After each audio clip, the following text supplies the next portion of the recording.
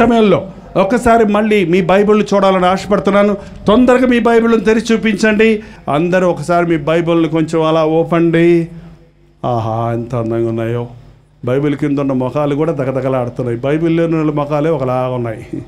పఠింప శ్రేష్ఠ గ్రంథం బైబిలు, పఠింప శ్రేష్ఠ గ్రంథం బైబిలు, అనుదినంబు చదువుడి నెనరుతోడ చదువుడి, ఓ పఠింప శ్రేష్ఠ గ్రంథం బైబిలు.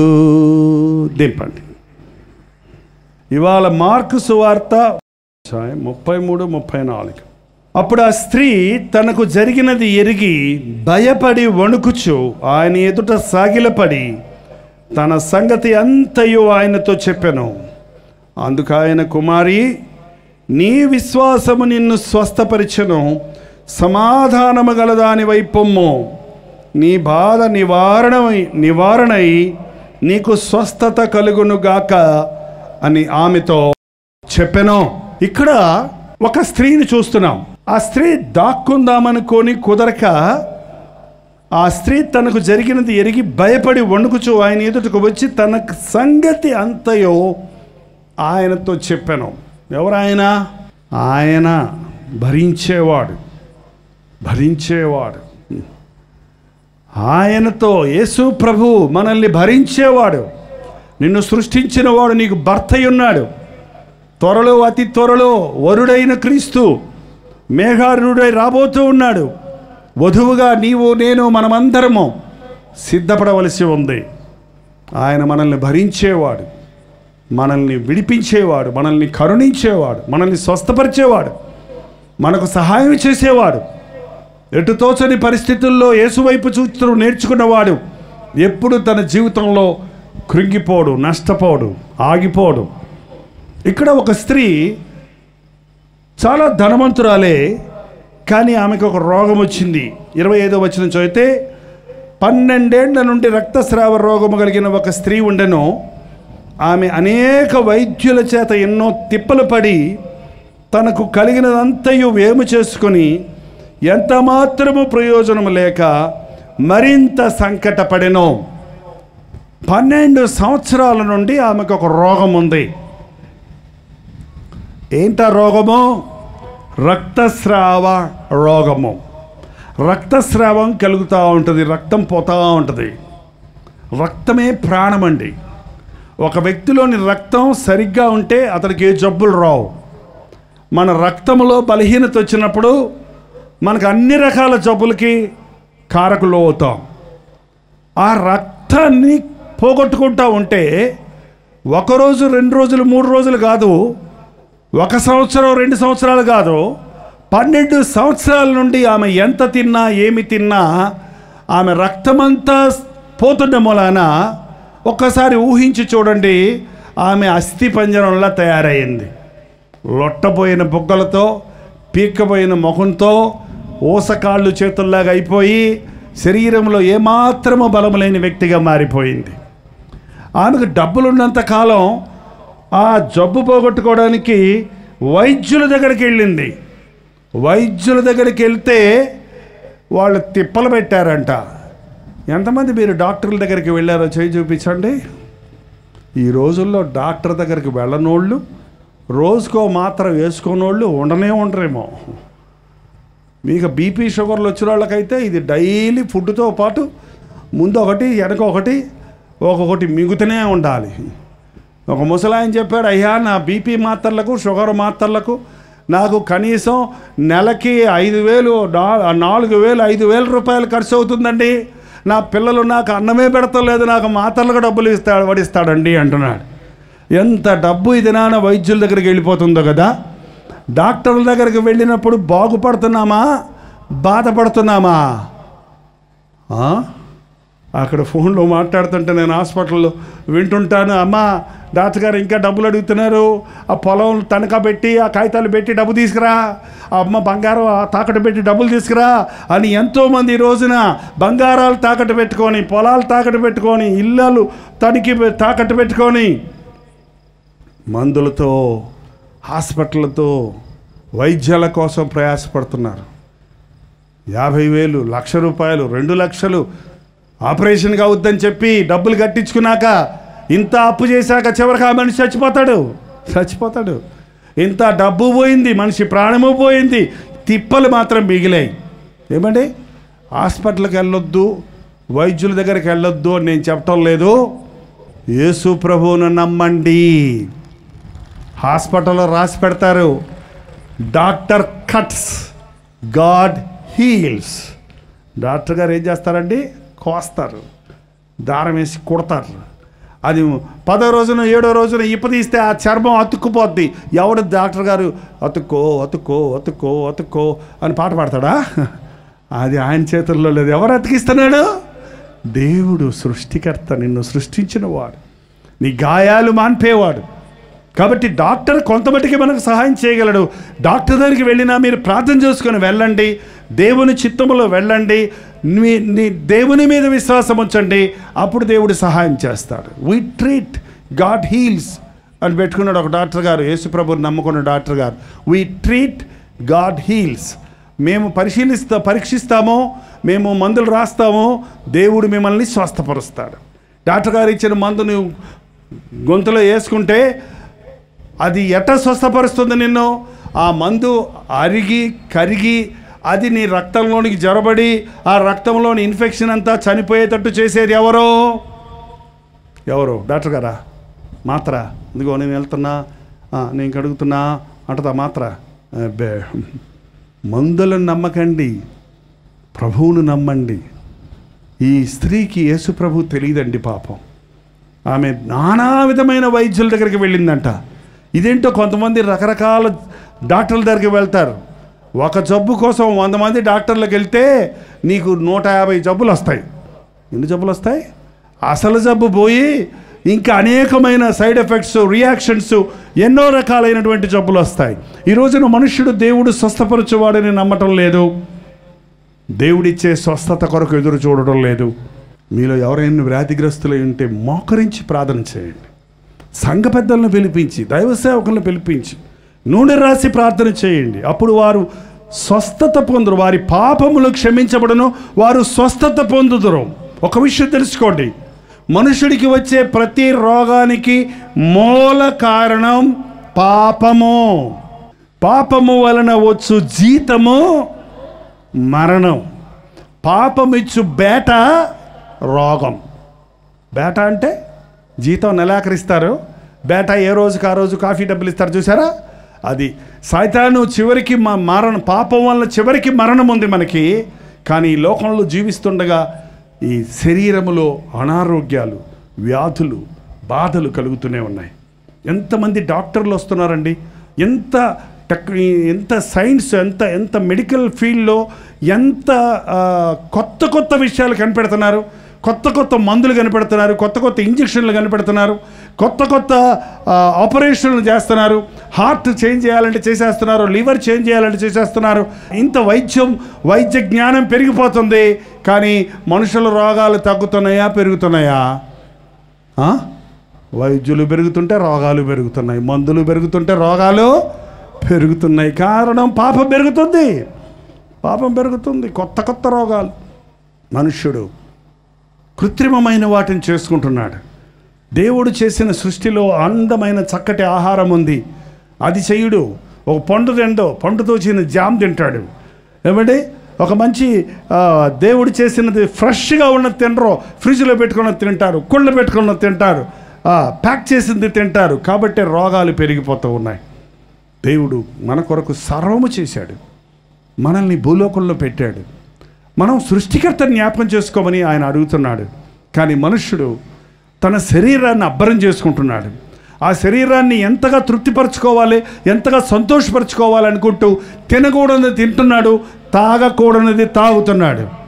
రాత్రి చాలామంది చెప్పారు, నా భర్త భయంకరమైన తాగుబోతండి అండి. నేను ఆంధ్ర వెళ్ళినప్పుడు ఒక సహోదరు వచ్చి, మా నాన్న మందు తాగుతున్నాడు, ప్రార్థన చేయండి అంది. మందు తాగితే మంచిదే కదమ్మా అంటే, ఆ మందు కాదండి. ఏం మందు? సారాయి తాగుతున్నాడు, బ్రాందీ తాగుతున్నాడు, మళ్ళీ దానికి మందు అంట. అది మంద, మత్తు కలుగు చేసేది. అది మంద, మనిషిని నాశనం చేసేది. అది మంద, కుటుంబాన్ని కూల్చేది అది. అది మంద నిన్ను బానిసం చేసేస్తుంది. ఏ తాగుబోతు కూడా ఒక పెగ్గుతోనే స్టార్ట్ చేస్తాడండి. నేను పెగ్గే తాగానండి, ఫ్రెండ్ ఇప్పిస్తే తాగానండి, కొంచెమే తాగానండి అంటారు కొంతమంది. అవును, నువ్వు కొంచెంతో ప్రారంభిస్తున్నావు, అది ఒకరోజు నీ మెడకి ఊరైపోతుంది. ఈ రోజున ఇంతమంది తాగుడుకు బానిసలు అయిపోయి దాన్ని విడిచిపెట్టలేకపోతున్నారు. భార్య ఏడుస్తుందని తెలుసు, బిడ్డలు ఏడుస్తున్నారని తెలుసు, ఒళ్ళు హోనమైపోతుందని తెలుసు. డాక్టర్ గారు ఇక తాగావా, నీకు గతి లేదయ్యా, నీ లివర్ చెడిపోయిందని చెప్తే అది మానాలని ఆశ ఉంది, కానీ మానలేకపోతున్నాను. పాపం చేయటం నీకు సులభమే, కానీ దాంట్లో నుంచి బయటికి రావడానికి నీకు అవకాశం లేదండి. అందుకని యేసు ప్రభు దగ్గరికి రావాలి. పాపము నుంచి విడిపించగలిగిన వాడు, నీ పాత హృదయాన్ని తీసేసేవాడు, నీ పాప స్వభావాన్ని తీసివేసేవాడు ఆయన. కానీ నువ్వు మందు మానడానికి లేక సారాయి మానడానికి మళ్ళీ ఇంకొకటి తాగి నిన్ను నీవు బాగు చేసుకుందామంటే అది అయ్యే పని కాదు.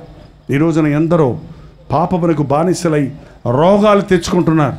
నువ్వు ఆయన్ని ముడితే నీవు గొప్ప స్వస్థత పొందుతావు, రక్షణ పొందుతావు.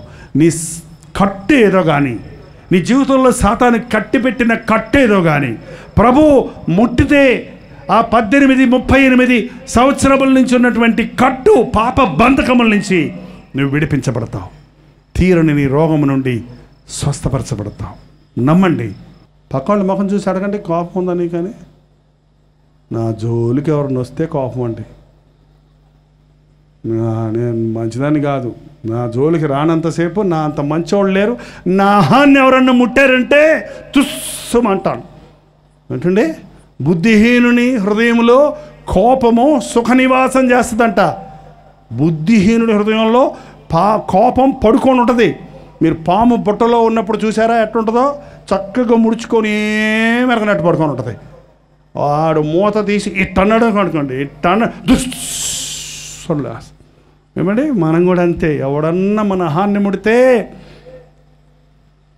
మన ఇష్టానికి ఎదురు తిరిగితే, మనం అనుకున్నది జరగకపోతే, మనల్ని కించపరిస్తే, మనల్ని అవమానపరిస్తే, మనకంటే ఎవడన్నా బాగుంటే సుర అంటుంటుంది కొంతమంది. నువ్వు కోప్పడటం వల్ల ఎవరికి నష్టమో తెలుసా? తన కోపమే తన శత్రువు. ఒకరు కోపం వలన ఎలాంటి ప్రభావం మనిషి మీద ఉంటుందని పరిశీలన చేశారంట. ఒక వ్యక్తి పొలంలోనికి వెళ్ళి ఒక రోజంతా వ్యవసాయం చేసినప్పుడు ఎంత అలిసిపోయి చెమట గార్చి రొప్పుకుంటూ ఇంటికి వస్తాడో, ఒక్క 5 నిమిషాలు కోప్పడ్డాడు. ఎన్ని నిమిషాలు? 5 నిమిషాలు ఎగురుతుంటారు చూసారా? ఆయన కోప్పడ్డాడు. 5 నిమిషాల్లో ఎకరం భూమి దున్నినోడు ఎంత అలిసిపోతాడో 5 నిమిషాల్లో వాడు అంత అలిసిపోతాడంట. వాడు రక్తం ఉడికిపోద్దంట. ఏమండి, రక్తపోటు అంటారు చాలామంది. ఎందుకు బీపీ? ఎందుకంటే బ్లడ్ ప్రెషరు. నీ హృదయం ఉడికిపోతా ఉంది. కోపం వల్ల నీవు నాశనం అయిపోతున్నావు. అసలు మీరు కోపం వచ్చినప్పుడు ఎప్పుడన్నా మీ ముఖం చూసుకున్నారా? ఈసారి ఎవరన్నా మీ ఇంట్లో కోపం వచ్చి హాయ్ ఉయ్యి అంటున్నప్పుడు అద్దం తీసుకొచ్చి వాడు ముఖం ఎందుకు పెట్టండి, ఎట్టుంటుందో? ఆడు వెంటనే నవ్వుకుంటాడు. వాడు చూసుకోలేడు. వాడు ముఖం గుడ్లు ఎర్రగా అయిపోయి ఉంటాయి, ముఖం వికృతంగా ఉంటుంది. కనీసం మన ముఖం మనం కోపం వచ్చినప్పుడు చూసుకోలేము. నిన్ను రాక్షసుడిగా చేస్తుంది నీ కోపం. కోపం నిన్ను జబ్బులు పాలు చేస్తుంది. గ్యాస్ట్రిక్ ట్రబుల్ రావడానికి కారణం అదే. బీపీ, బ్లడ్ ప్రెషర్ పెరగడానికి కారణం అదే. అనేకమైన రోగాలకు నీ కోపం కారణమవుతుంది. క్షణికమైన కోపంలో నువ్వు చేసిన పాపాల వలన జీవితమంతా బాధపడాల్సి వస్తుంది. కొంతమంది మన భారతదేశంలో సహోదరులు కోపం వస్తుంది భర్త మీద కోపం వచ్చింది అనుకోండి, వెంటనే తాళి బొట్టు మీదకి వెళ్తుంది వారి చెయ్యి. ఏంటో నీతో నేను కాపురం చేయను అని తిప్పేసిందంట హాన. ఇంకంతే. ఆ రోజు నుంచి ఆ కుటుంబంలో సమాధానం లేదు. కోపము మానము, ఆగ్రహము విడిచిపెట్టము. నీ కోపము సూర్యుడు అస్తమించే వరకు ఉండనీయకము. కోపపడుడి గాని పాపము చేయకుడి. కారణం, పాపం విషయంలో తప్ప మరి ఏ విషయంలో మీరు కోపపడకండి. కోపం వలన మనుషుడు రోగాల పాలవుతున్నాడు. త్రాగుడు వలన మనుషుడు రోగాల పాలవుతున్నాడు. పొగ త్రాగటం వల్ల, ఆయన ఎవరో చెప్పాడంటే పొగ తాగటం వల్ల ఏమీ నష్టం లేదని. పొగ త్రాగటం వల్ల, పొగ తాగటం ఏంటండి? పొగ ఎట్ట తాగుతారు? పొగ తాగేవాళ్ళు మీరు చూసారా? తాగినప్పుడు ఏమవుద్దండి? ఆ పొగ లోపలికి వెళ్ళి పొట్లకి వెళ్ళి కూర్చుంటుందా? ఆహా, తిరిగి తిరిగి తిరిగి తిరిగి తిరిగి మళ్ళీ ముక్కుల్లోంచి నోట్లోంచి బయటకు వచ్చేస్తుంది. ఎట్లది? అది అక్కడ నిలబడదు. మంచిలు తాగామనుకోండి, లోపలికి వెళ్ళి తిప్పేసి మళ్ళీ ముక్కమ్మటి కారమటి కారిపోద్దా? అన్నం తిన్నాం అనుకోండి, మళ్ళీ ముక్కలు మన చేతుల కింద పడిపోతాయా? అయిపోయి కూర్చుంటాయి. కానీ పొగ అక్కడ ఇమ్మడదు. అది అక్కర్లేదు మనుషుడికి. అది లోపలికి వెళ్ళి పొగ కొట్టి నీ ఊపిరితిత్తులన్నింటినీ, నీ అవయవాలన్నింటినీ పాడు చేసి మళ్ళీ బయటకు వచ్చేస్తుంది. బయట ఉన్న వాళ్ళకి కూడా అది ఎఫెక్ట్ అవుతుందని ఇవాళ మన దేశంలో పబ్లిక్ స్థలాల్లో పొగ త్రాగకూడదంటే బాత్రూంలోకి వెళ్ళి తాగమని చెప్తున్నాడంట. మళ్ళీ ఇదేందో, ఇతరులను నాశనం చేయొద్దు అన్నప్పుడు నిన్ను నీవెట నాశనం చేసుకుంటావు? పొగ త్రాగటం అనేది, నీ దేహము దేవుని ఆలయమై ఉన్నది. ఎవడైనా నువ్వు దేవుని ఆలయమును పాడు చేస్తే నేను వాడిని పాడు చేస్తానన్నాడు. ఈరోజున ఎంతోమంది శరీరాన్ని మీరే పాడు చేసుకుంటూ దేవుడు నాకు ఈ జబ్బులు పంపాడు, దేవుడు నాకు ఈ రోగాలు పంపాడు అంటున్నారండి. ఎప్పుడో దేవుడు చెప్పాడు వ్యభిచరించకూడదు. 10 ఆజ్ఞల్లో ఒక ఆజ్ఞ ఎప్పుడో చెప్పాడు, వ్యభిచరించకూడదు. పరుని భార్యతో వ్యభిచరించేవాడు, పరపురుషునితో వ్యభిచరించేవాడు నరకాగ్నికి పాత్రుడు. కానీ ఇది నాన్న వ్యభిచార పాపం వలన ఎన్ని రకాలైన రోగాలు. ఎయిడ్స్ అనేది మనకు తెలియదు ఒకప్పుడు, ఏమండి? హెచ్ఐవి అనే రోగం అప్పుడు తెలియదు. ఈ రోజున హెచ్ఐవి అనే రోగం ఎంతమంది వేదన పడుతున్నారో. కన్నీటితో ఒక సహోదరు చెప్తుంది, అయ్యా నా భర్త ఈ రోగాన్ని నాకు అంటించి చచ్చిపోయాడయ్యా, నా 2 బిడ్డలకి ఈ రోగం ఉందయ్యా, నేను నా 2 బిడ్డలు ఈ రోగంతో ఉన్నాం, తలెత్తుకోలేకపోతున్నాం, అవమానం భరించుకోలేకపోతున్నాం, భర్త చచ్చిపోయాడు, బాధలు ఎక్కువైంది, చచ్చిపోదాం అనుకుంటున్నాం. ఎంత భయంకరం అండి.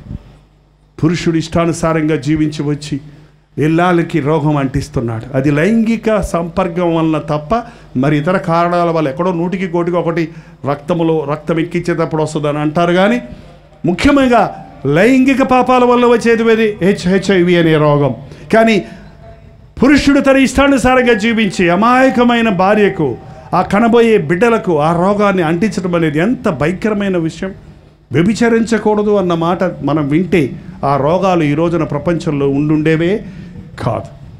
దేవుని వాక్యమును మనం పాటించినప్పుడు రోగం నీ ఇంటికి రాదు, రోగములు నిన్ను ముట్టవు, నీకు ఏ అపాయము రాదు. పగటి వేళ తెగులైనా రాత్రి వేళ రోగమైనా నీకు రాదు అని ప్రభు చెప్పాడు.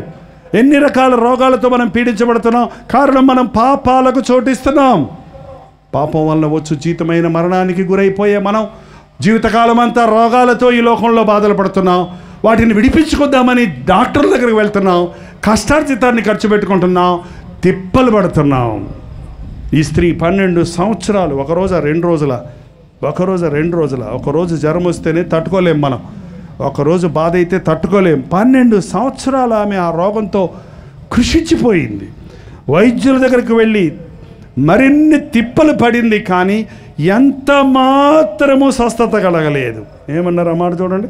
తనకు కలిగినదంతయు వ్యయము చేసుకొని ఎంత మాత్రమును ప్రయోజనము లేక మరింత సంకటపడింది. యేసు ప్రభు దానికి దగ్గరకు రాని వాళ్ళకండి, నువ్వు ఎన్ని ప్రయత్నాలు చేసినా నీకు సంకటమే తప్ప సమాధానం దొరకదు, నీకు విడుదల దొరకదు. నీ బాధలు, నీ కష్టాల నుంచి నువ్వు విడిపించుకుందామని నువ్వు ఎంత ప్రయత్నం చేస్తావో అంతగా నువ్వు దిగబడిపోతావు. ఒక ఊబిలో దిగినోడు పైకి రావడానికి గింజుకున్నాడు అనుకోండి, ఏమవుతాడో తెలుసా మీకు? ఎంత గింజుకుంటే అంత కిందకి వెళ్ళిపోతాడు. అతనికి పైనున్నవాడు ఎవడైనా చెయ్యిచ్చి లేపాలి. పైనుండి వచ్చినవాడు మన ప్రభు అయిన యేసు. పాపపు గుంటల్లో పడి ఉన్నటువంటి మనల్ని పైకి లేపడానికి ఆయన ఆశపడి ఉన్నాడు. దావీదన్నాడు, జిగటగల దొంగ ఊబిలో నుండి ఆయన నన్ను పైకి లేపి బండ మీద నా పాదములు స్థిరపరిచి ఉన్నాడు. ఈ రోజున ఎవరైనా అప్పులనే జిగట ఊబిలో ఉన్నారా? జబ్బులనే జిగట ఊబిలో ఉన్నారా? పాపమనే జిగట ఊబిలో ఉన్నారా? వ్యభిచారం అనే జిగట ఊబిలో ఉన్నారా? అసలు ఈ రోజున మనుషుడికండి తన శరీరాన్ని గురించిన విలువే లేదు. యవనస్తులకైతే అసలు ఈ రోజున వారి పరిశుద్ధతను పోగొట్టుకుంటున్నామనే విచక్షణే లేదు. ఎంతమంది టీనేజ్లోనే వాళ్ళ యవనత్వాన్ని పాడు చేసుకుంటున్నారు, వారి కన్యత్వాన్ని పాడు చేసుకుంటున్నారు, వారి పరిశుద్ధతను పాడు చేసుకుంటున్నారు. బాయ్ ఫ్రెండ్స్ అని, గర్ల్ ఫ్రెండ్స్ అని ఇష్టానుసారంగా కాలేజీలకని వెళ్ళి వాళ్ళ ఇష్టానుసారమైన సంబంధాలు పెట్టుకొని దేహాలను అపవిత్రపరుచుకొని రోగాల పాలవుతున్నారు. శాపాలను కొని తెచ్చుకుంటున్నారు. జారత్వము నుండి దూరముగా పారిపోము. మనుష్యుడు చేయు ప్రతి పాపము దేహమునకు వెలుపట ఉన్నది, కానీ జారత్వము చేయువాడు కేవలము బుద్ధిశూన్యుడు, తన సొంత శరీరానికి హానికరముగా పాపము చేయుచున్నాడు అని దేవుని వాక్యం సెలవిస్తూ ఉంది. జారత్వం అంటే జారిపోతామని ఓ పాస్టర్ గారు చెప్తుంటే విన్నాను. జారత్వం అంటే జారిపోవటం కాదండి. వివాహానికి ముందు ఒక యవనుడు యవనస్తురాలు తప్పైన లైంగిక స్వభావమును పరపురుషులతో పరస్త్రీలతో కలిగి ఉంటే దాన్ని జారత్వం అన్నారు. వివాహమైన తరువాత వివాహ బంధమునకు బయట తన సొంత భార్యతో భర్తతో కాక పరపురుషులతో పరస్త్రీలతో లైంగిక సంబంధం కలిగి ఉన్నవారు వ్యభిచారులు అన్నాడు. వివాహమైన తర్వాత పవిత్రమైన వివాహ బంధమునకు బయట చేసేది వ్యభిచారం. వివాహం కాకముందే తమ శరీరాలను అపవిత్రపరుచుకునేది జారత్వం. ఈ రోజున ఎందరో పరిశుద్ధ వివాహం అని పేరుంటుంది, కానీ వివాహంలోనికి ప్రవేశించకముందే తమ పరిశుద్ధతను పోగొట్టుకుంటున్నారు. నిన్ను పరిశుద్ధపరచడానికి యేసు ప్రభువు ఉన్నాడు.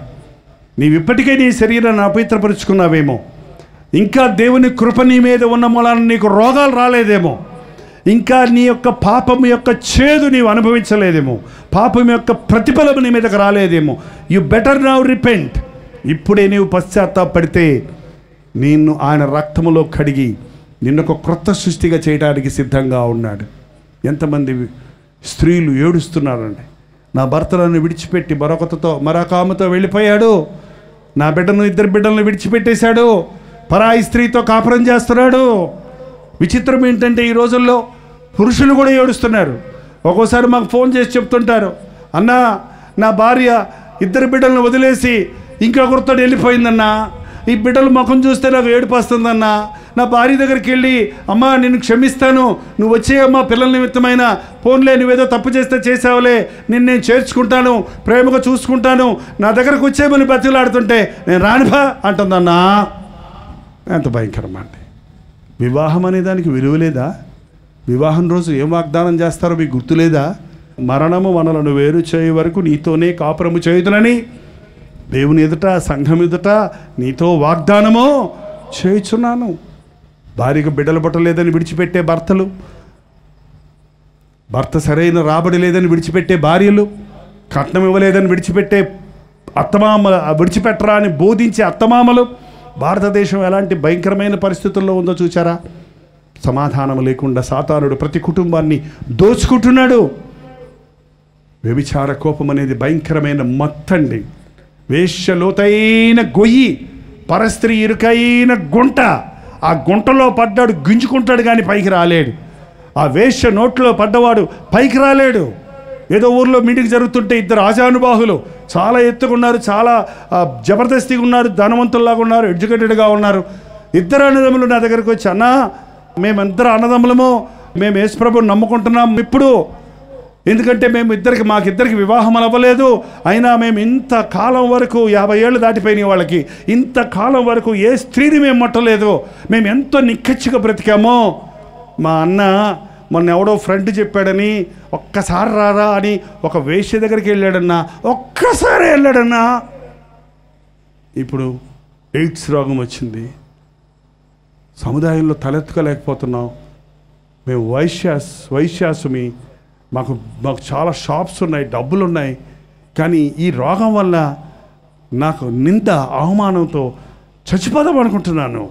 ఒక్కసారి వెళ్ళారన్నా, ఒక్కసారి సరదాగా. ఏంటండి పాపం సరదావా? పాపం కుతికి పెట్టుకుంటుందండి. సరదా ఆడకండి. Don't play with sin. పాపముతో ఆటలాడకండి. పాపం మంచిగా ఉంటుంది ముందు, ఆ తర్వాత నెత్తికి కూర్చొని నీ పిలక పెట్టుకొని నిన్ను ఆడిస్తుంది. పాపము జోలికి పోకుడి, పాపము చేయకుడి, భయమునంది పాపము చేయకుడి అని దేవుని వాక్యం సెలవిస్తుంది. పాపమును విడిచి పారిపోండి అని దేవుని వాక్యం సెలవిస్తుంది. ఈ రోజున ఇన్ని రోగాలు ప్రపంచంలో విస్తరించబడడానికి కారణం మనుష్యుడి పాపాలు విస్తరించిపోతున్న వలన రోగాలు పెరిగిపోతున్నాయి. ఈ రోజున తల్లిదండ్రులు చాలామంది పిల్లలకు ఆస్తిపాస్తులు ఇవ్వటం లేదంట కానండి, బీపీ షుగర్లు ఇచ్చిపోతున్నారండి. ఏమి ఇచ్చిపోతున్నారండి? పిల్లలకు ఆస్తి ఏంటండి? 20 ఏళ్ళు 30 ఏళ్ళకి షుగర్ అన్నా నాకు ప్రార్థన. నీకు షుగర్ ఏంటయ్యా 20 ఏళ్ళ కుర్రాడు అంటే? మా అమ్మకి, నాన్నకి, మా తాతకి, మా అమ్మమ్మకి అందరికి ఉందన్న, అందుకని నాకు పొట్టకతొట్టే వచ్చేసిందన్న. ఏంటంటే 7 ఏళ్ల పిల్లోడికి షుగర్ అంట. ఏంటి చిన్న చెడ్డ వయసులోనే రోగాలు పాలవుతున్నాయి. కారణం తల్లిదండ్రుల దోషం బిడ్డలి ఒళ్ళో పడుతుంది. నువ్వు నీ దోషముల కోసం నువ్వు పశ్చాత్తాపడితే, నీ పాపము నీ బిడ్డల ఒడిలో పడకముందే నువ్వు యేసయ్య పాదాల దగ్గర పడితే, నీ పాపము కొరకు శాపమైన యేసయ్య నీ పాపాన్ని క్షమిస్తాడు కనుక నీ బిడ్డలను దీవిస్తాడు. దయచేసి తలలు వంచండి, ప్రార్థన చేసుకుందాం. ఇదే రక్షణ దినము. 18 ఏళ్ళు గడిచిపోయినాయి, 38 ఏళ్ళు గడిచిపోయినాయి, 12 సంవత్సరాలు అయిపోయినాయి. ఇంకా నీవు మారు మనసు పొందవా? కోతకాలం గతించిపోయింది, గ్రీష్మకాలము జరిగిపోయింది. మనం ఇంకనూ రక్షణ పొందకయే ఉన్నాము. సంవత్సరాలు గతించిపోతున్నాయి. పాప బంధకాల నుంచి విడిపించబడకుండా సభలకు వచ్చి వెళ్ళిపోతున్నావే కానీ నీ సమస్యల నుండి పరిష్కారం పొందడం లేదే. ఈరోజు నిన్ను ముట్టాలని, నిన్ను స్పందించాలని, నిన్ను విడిపించాలని నీ యేసయ్య నీ ముందు నిలబడి ఉన్నాడు. యేసయ్యా, నన్ను ముట్టునాయనా, నన్ను స్వస్థపరచునాయనా, నా పాపముల నుండి నన్ను విడిపించు, నా రోగముల నుండి నన్ను స్వస్థపరచు, నా సంకటాల నుంచి నన్ను విడుదల దయచేయి అని నోరు తెరిచి ప్రార్థన చేయండి. ప్రార్థన. పరిశుద్ధుడా, ప్రేమగల తండ్రి, ఈ 2వ రోజు రాత్రి ఉజ్జీవ సభలలో మా మధ్య నీ పరిశుద్ధాత్మను కొమ్మరించినందుకు వందనములు నాయన. ప్రతి వారిని ముట్టాలని, ప్రతి వారిని విడిపించాలని, ప్రతి శాపమును కొట్టివేయాలని, స్వస్థపరిచి రక్షించి సమాధానముతో నింపి నీ సాక్షులుగా మేము బ్రతికింపజేయాలని, మా పట్ల నీవు ప్రేమ కలిగిన వాడిగా ఉన్నందుకై వందనములు నాయన. ఏ వ్యక్తి అయితే తన చేతిని చాపి యేసయ్యా నన్ను ముట్టు, నా బాధిది, నా వ్యాధిది, నా సమస్యది, నా కుటుంబ పరిస్థితి ఇది, నా ఆర్థిక పరిస్థితి ఇది, నాకు సహాయం చేయని నీకు మొరపెట్టుకుంటున్నారో, నీ గాయపడిన హస్తమును చాపి అట్టి వారిని ముట్టునాయన, అట్టి వారిని ముట్టునాయన. నేనే నా చిత్తానుసారముగా నీ పాపమును తుడిచివేయుచున్నాను. నేను మరెన్నడూ నీ పాపమును జ్ఞాపకము చేసుకొనను అన్న వాగ్దానంతో మమ్మల్ని పంపించున్నాయన. పాతదంతా కొట్టివేయబడి కొత్త జీవితాలతో సమాధాన సంతోషములతో వర్ధిల్లునట్లు మాకు, మా బిడ్డలకు, మాకు, మా కుటుంబాలకు సహాయం చేయనాయన. మమ్మల్ని ముట్టావని, మమ్మల్ని విడిపించావని, మమ్మల్ని క్షమించావని, నీ వ్యాధి నివారణమైనది, నీ పాపములు క్షమించబడినవి, సమాధానముగా వెళ్ళము అని మా అందరితో నీవు చెప్పుచున్నావని నమ్ముచున్నాము నాయన.